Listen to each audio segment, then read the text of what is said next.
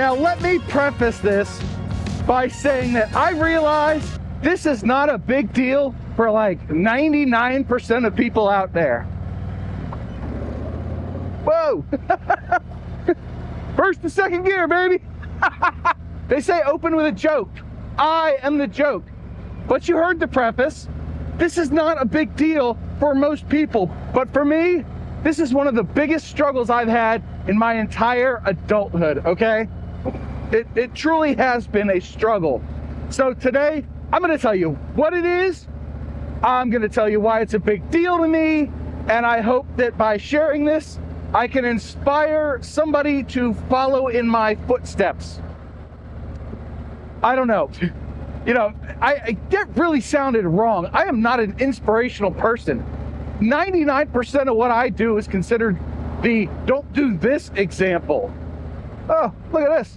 Constructione. Oh, good. They put up the slow sign. Yes, I'm slow. Hey, what's up, buddy? Yep. Thank you very much. Thank you very much. Have a good day. Thank you.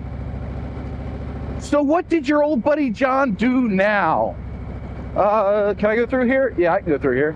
We're just riding one-handed the whole way. Hell yeah. But what did your old buddy John do? Well, I paid off my truck.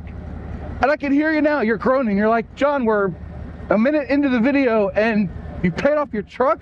What kind of boring nonsense is this? Well, like I said, hear me out. This has been a struggle for the last, I want to say 23 years. I was doing the math earlier, and I have purchased 12 vehicles, 12 four-wheeled vehicles. We're not even going to count bikes today. The funny thing is, you say, well, 12 vehicles, 23 years, that's about one every 2 years. That's not too bad. Here's the thing. Little to no down payment. Most of them were new. 2 of them were used. No, 3 of them were used.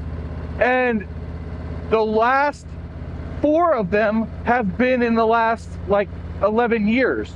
So in basically 11 years, I bought 8 or 9 cars. I mean, that's just, the dollar signs boggle my mind.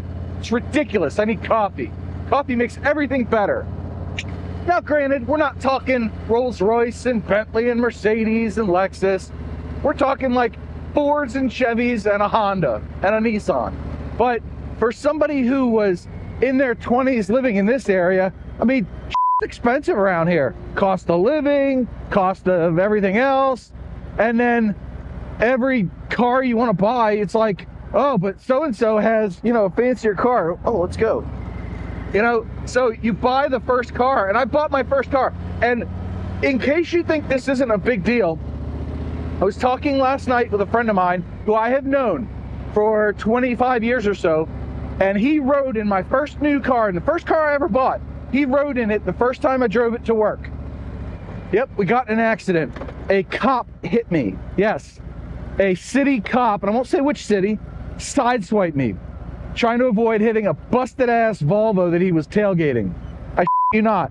And he kept me sitting in the driver's seat of my car because I couldn't climb over the center console for like half an hour while they took frickin' photos and stuff. And then his city had to pay out like $1,000. It was $984 to fix my car, my brand new frickin' car, 2 days old with 200 miles on it. You gotta be kidding me. But when I told him that I had paid off my truck, he said, no freaking way. Holy crap, dude. Good going. Because he's known that it's been a struggle of mine for a long time. I got tied up in this, I want the new shiny fancy, and I've never been really good with money. So it leads me to buying new cars all the time. One I only had for 6 months. Now, towards the later end, I got into more expensive cars, and I was less willing to deal with the bullshit of warranty repairs and all this stuff. You know, the brakes on a Lincoln MKS, it was 3 months old and they wouldn't stop squealing. And the dealership tried to fix it. And then it started sliding, and I was like, nope, I can't drive through the winter on sliding brakes. You gotta be kidding me. No, so I traded in on a Maxima. 2 days later, the Maxima's sunroof broke. Luckily, I think it was closed. I don't remember, it's been so long, but it broke. They had to overnight a motor from Japan to get it fixed. Like, this is my luck with automobiles. I only got rid of my first truck. I was 8 months away from paying it off. I only got rid of that truck because the sunroof broke in the tilted up position, and it was gonna cost me like, I think $5,000 to fix that and a bunch of other stuff that had gone wrong, and it was just out of warranty, and I didn't have the money. So you get caught in this thing where you're making these big payments, they keep getting bigger and bigger, and you're like, crap, now I don't have enough money saved up for repairs, and it's not good. It's this never-ending vicious cycle that I couldn't get myself out from under. So I started making extra payments and this and that, and buying trucks and keeping low mileage on them is a great way to build up positive equity.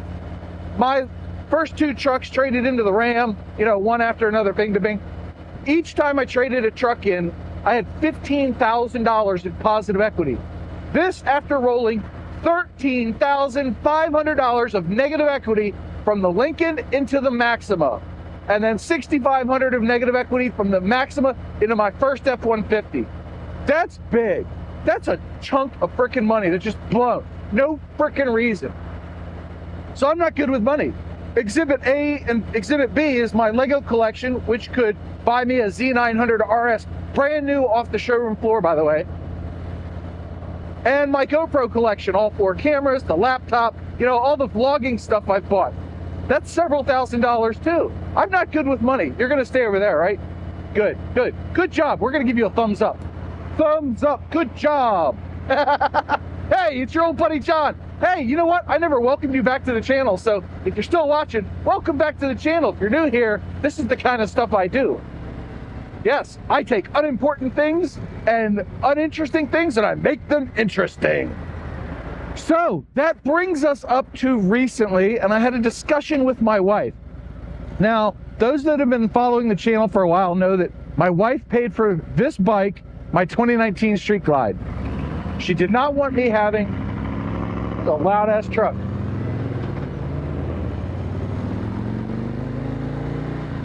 She did not want me having 2 car payments again. She's tired of it. She doesn't want to see it, whatever. She had the cash, so she paid for my Street Glide. She paid for the whole freaking thing. And then she goes, now you owe me. She didn't actually say that, but she's like, now you owe me. And I was like, okay, so in 5 years, I got to come up with X number of dollars to pay you off. Gotcha, boss. So I said, all right, well, we're going to do that.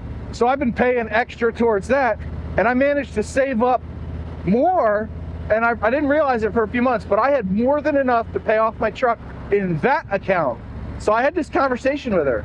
I buttered her up, I bought her dinner, I bought her roses. Dude, we were sitting on the couch, and I was like, I think I'm gonna pay off my truck. Stop lying to the viewers, John. But hey, I said, hey, I think I'm gonna pay off the truck. She goes, all right, can you still save that money back up and pay me off when it's due? I said, I think so. She goes, then do it. I'd rather you owe me perpetually than owe a bank. So that's what I did. I paid off the truck.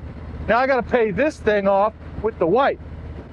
That's going to be not too hard. I did the math, and I think I can do it. I think I can do it. But it was just, it is so freeing to have paid off my vehicle. And I don't have any get-rich-quick schemes or, hey, do this and you'll pay off your car faster.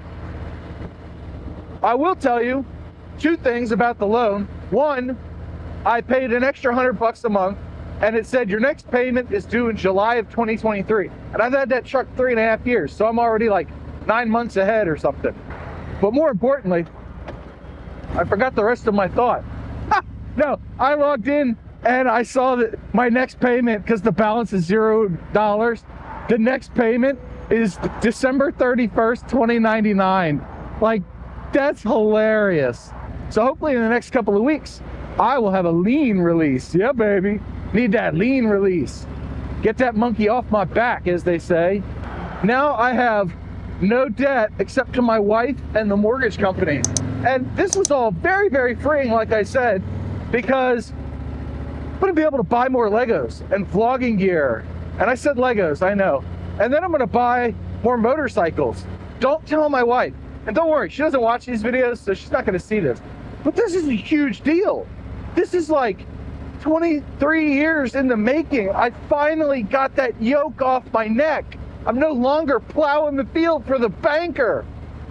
Yeah, I'm on my own. No, I'm married with kids. I'm never on my own. Wait a minute. Nope. I'm on my own today. Woohoo! Yeah, love it. Yes, finally did it. All right, let's hope nobody tries to hit me here, huh? We're gonna enter this one really slow. That wall is why they couldn't see me. Yeah, son of a biscuit. I looked at that footage. They came pretty damn close. They were like 3 or 4 feet away from my bike. And you know what? That would have ruined my perfectly good day, and it probably would have ruined my chances of paying off my truck early. Or it would have totaled this bike, thus paying off the bike, and then I would have used the money to pay off the truck, and then I'd be without a bike probably until spring, which would suck. That would be no good for anybody. I don't know how Gil went 7 weeks without riding. That's just bonkers to me. But I will tell you that not all of my trade-ins, and if you stuck around this long, you get a little bit of more insight. Not all of my trade-ins were just trade-ins, you know. 2 of them were total. Yeah, those vehicles were total.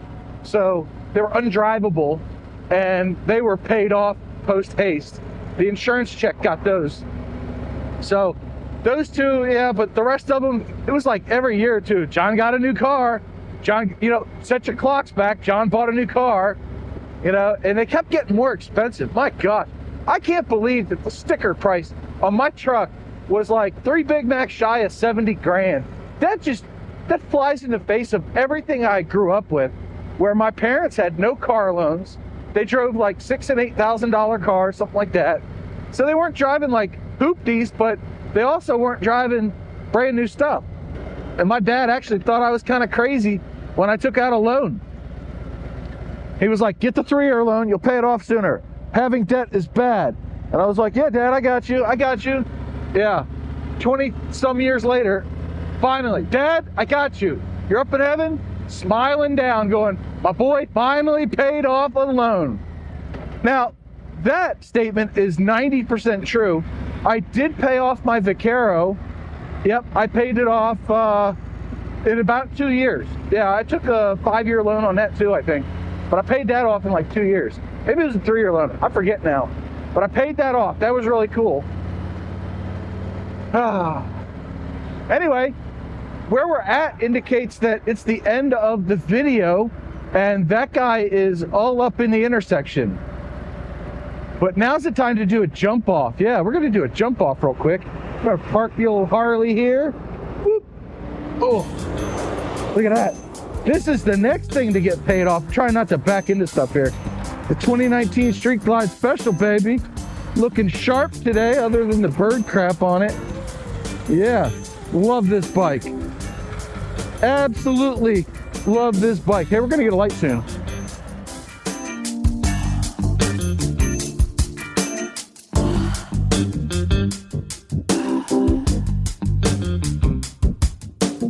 So with that, thank you again for coming along on a ride with me. I hope you enjoyed this video. If you did, boop the like button. And apparently I have to tell people to subscribe too. I don't get it. People ought to know that subscribing to Road Reality is what all the cool kids are doing these days. Anti-sun glare measures deployed. So have a great day. I'll leave some content on screen now. It's sure to be just as fascinating. Have a great day, everyone. Bye.